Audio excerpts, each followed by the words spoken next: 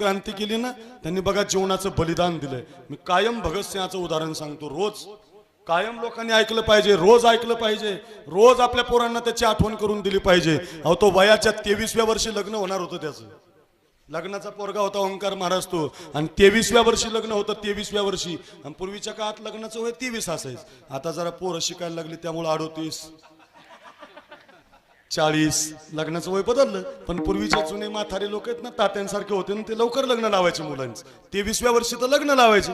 23 वर्षाचं पोरग आणि 23 वर्षाच्या पोराला पाहायला पाहुणे आले होते.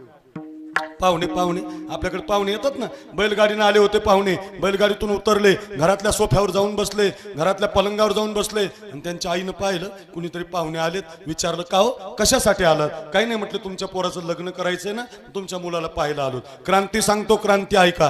कशाला म्हणतात क्रांती ऐका? आणि मग विचारलं, म्हटलं पोराला पाहायला आलात? बरोबर 50 रुपयाची नोट घेतली, बाजाराची पिशवी घेतली आणि आपल्या पोराला आवाज दिला, भगत अरे इकडे, ए भगत इकडे, तुला पाहायला पाहुणे आलेत, तुझं लग्न करायचंय ना, बघ ना किती चांगले पाहुणे आलेत. ही 50ची नोट घे, बाजाराची पिशवी घे, गावामध्ये जा आणि आपल्याला 50 रुपयाचा बाजार करून आण. पूर्वी पाहुण्यांना जेव घातलं जायचं. पोरगा पसंत पडो नाही तर नाही, जेवण असायचं. आता पोह्यावरच वाटी लावतात. ते पण त्यांच्या चेहऱ्यावरूनच कळतं, ते पोहे बी एवढे भारी नसतात. चेहरा कळला आपल्याला, याला पास नाही की तर जेवण नाही फिवण नाही. पूर्वी तसं नसायचं. पोरगा पास पडू नाही तर नाही पडू, जेवण मात्र गोड असायचं बरं काय. आणि तसं ते जेवण बनवायचं. त्या भगतसिंहानं 50ची नोट घेतली आईच्या हातातली, बाजाराची पिशवी घेतली आणि बाजाराकडे निघाली. जरा माझ्याकडे बघा. रस्त्याला लागले तर पिशवीकडे बघायचे ओंकार महाराज, सुनील महाराज, नोटेकडे बघायचे. एकदा पिशवीकडे बघायचे, एकदा नोटेकडे बघायचे. आणि मनामध्ये विचार करायचे, या 50 रुपयाचा बाजार जर पिशवीमध्ये भरला तर बाजार घरी जाईल. आई या बाजाराचा स्वयंपाक करेल. आईनं जर स्वयंपाक केला तर आलेले पाहुणे जेवण करतील. पाहुणे जर जेवले तर मला पसंत करतील. मी जर पसंत झालो तर माझं लग्न जमेल. लग्न जर जमलं तर मला बाईचं ऐकावं लागेल. संसाराचा पहिला नियम आहे. ज्याचं लग्न माझंही झालेलं आहे, ऐकावंच लागतं बाईचं. बरं तुम्ही असं म्हणूच नका, ऐकावंच लागतं ते. का? त्याचं कारण म्हणजे अर्थ वेगळा घेऊ नका. 2 चाक आहेत महाराज. एका चाकाचं ऐकलं नाही ते मागं पडतं, एका चाकाचं नाही पुढचं चालत नाही. ते संगत चालली पाहिजे. नवरा बायको हे 2 चाक आहेत महाराज संसाराची. ऐकावं लागतं, त्याचा गैरअर्थ घेऊ नका. म्हणजे खरंच ऐकलं पाहिजे. एखादी बायको म्हणत असेल नवऱ्याला, मालक दारू पिणं चांगलं नाही मालक. हो मालक, दारू पिणं चांगलं नाही मालक. मालक दारू तुम्हाला पिते, तुम्हाला. मालक तुमची दारू तुमचे इस्टेट पिते. मालक तुमची दारू तुमच्या पोरांचं शिक्षण पिते. मालक तुम्ही दारू पिताय, आपले पोरं चांगल्या शाळेत जात नाहीत. मालक तुमच्या दारूमुळे आपल्या पोरांचं शिक्षण थांबलंय. मालक आपली जमीन विकायला निघाली. मालक कर्ज झालंय मालक आपल्यावर. कष्ट करते मालक मी, पण तुम्ही दारू सोडा मालक. का ऐकू नये बाईच? कोण म्हणता ऐकू नये? अशा बायकोचं ऐकलं पाहिजे ना महाराज. कोण म्हणता ऐकू नये? गैरअर्थ घेऊ नका. हो अर्थ शिका, हा शिकलं पाहिजे. कोण म्हणता ऐकू नये? मला तर बाईचं ऐकावं लागेल. संसार त्याच्याशिवाय होणार नाही आणि मला बाईचं ऐकायचं नाही. का? त्याचं कारण असं होतं, जालियनवाला हत्याकांड कधी वाचा, पुस्तक मिळतं वाचायला. त्या जालियनवाला हत्याकांड झालं आपल्या देशात. हजारो इंग्रजांनी हजारो हिंदुस्थानी मारले होते. लाले लाल झाली होती माती. हजारो गोळ्या आपल्या हिंदुस्थानाच्या छात्यामध्ये गेल्या होत्या आणि भारत देशाची माती लाल झाली होती. लाल, ती लाल माती भगतसिंहाने हातामध्ये घेतली होती. आणि वयाच्या 10व्या वर्षी ती लाल माती हातामध्ये घेऊन शपथ घेतली होती, भारत मा, हे भारत मा, मी तुझा बदला घेईल मा, हे इंग्रज मी पळून लावील मा, भारत मा, मला शपथ आहे तुझी, मी लग्न करणार नाही मा, मी तुझ्यासाठी जगेल मा.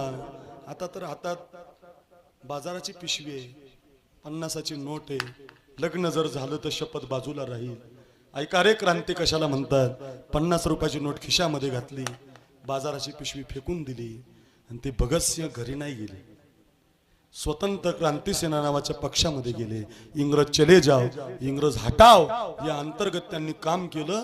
आणि त्या काळात त्यांच्याकडून संसदवरती बॉम्ब पडला तर इंग्रज सरकारने त्यांना आताचं जे लाहोर आहे ना, ते पूर्वी आपल्या भारतामध्ये होतं, त्या लाहोरच्या कारागृहामध्ये जेरबंद केलं. जेलमधली चड्डी, जेलमधली बन्याल, जेलमधली टोपी त्यांच्या अंगावर आली आणि 25 दिवसानं त्यांना फाशीची शिक्षा जाहीर झाली. जिंदा रहने के मौसम बहुत है मगर जान देने की रुत रोज आती नहीं, जिंदा रहने के मौसम बहुत है मगर जान देने की रुत रोज आती नहीं। हुस्न और इश्क दोनों को रुसवा करे, ये जवानी जो खून में नहाती नहीं। आज धरती बनी है दुल्हन साथियों, अब तुम्हारे हवाले वतन साथियों। सांस थमती गई, लफ्ज जमती गई, फिर भी बढ़ते कदम को न रुकने दिया। कट गए सर हमारे तो कुछ गम नहीं, शब्द ऐका बरं। कट गए सर हमारे तो कुछ गम नहीं, सर हिमालय का हमने न झुकने दिया। मरते मरते कहा बाकफन साथियों, अब तुम्हारे हवाले वतन साथियों। देशाच्या मातीसाठी फासावर द्यायचे। ऐका रे मायबाप, वयाच्या 23व्या वर्षी पोरगा फासावर द्यायचा। बातमी आता त्याच्या घरापर्यंत आली, ती बातमी त्याच्या आईला कळाली। हंबरडा फोडून माय रडायला लागली, माझा पोरगा, लग्नाचा पोरगा फासावर द्यायचा। हंबरडा फोडून माय रडायला लागली। फाशीचा दिवस उजाडला आणि आदल्या दिवशीला ती माय आपल्या लेकराला भेटायला आली।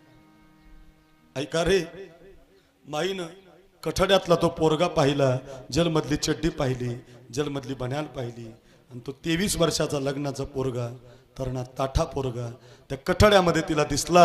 फासाचं चित्र दिसलं। ऐका रे, आणि हंबरडा फोडून माय हंबरडा फोडून जोरा जोरात रडायला लागली। माईच्या रडण्याचा आवाज भगतसिंहाच्या कानावर गेला।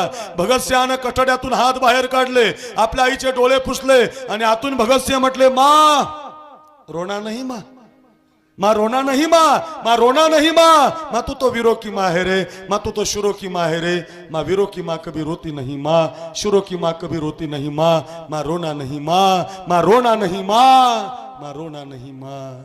भगतसिंह आतून म्हणत होते, आई हंबरडा फोडून रडत होती। ती आई म्हणत होती, भगत तू कधी कोणाचा बाप झाला नाही, तुला आईचं आणि बापाचं प्रेम कळणार नाही। 9 महिने 9 दिवस दगडासारखा गोळा सांभाळलाय आणि तुला जन्माला घातलंय, आणि मला म्हणतो रडू नकोस। अरे तू कधी कुणाचा बाप झाला, रडू दे रे मला। तर भगतसिंह म्हणतात, माँ याच्यासाठी रडू नको माँ, कारण मला रडत रडत फासावरती नाही जायचं माँ, मला हसत हसत फासावरती जायचं। वयाच्या 23व्या वर्षी, वयाच्या 23व्या वर्षी मुजरा करून पोरगा फासावरती गेला। ऐका, त्या पोरानं क्रांती केली महाराज, म्हणून त्याचं कीर्तनात नाव आहे। क्रांती केली पाहिजे, आयुष्य बर्बाद करू नका। भगतसिंहासारखी करा, केवटासारखी करा। महाराज 11:30 कड काटा गेला, कळलं आम्हाला। क्रांती केली पाहिजे, क्रांती केली पाहिजे, क्रांती केली पाहिजे। नेमकं तुम्ही काय क्रांती केली? महाराज उत्तर देतात, अभंगाच्या दुसऱ्या चरणात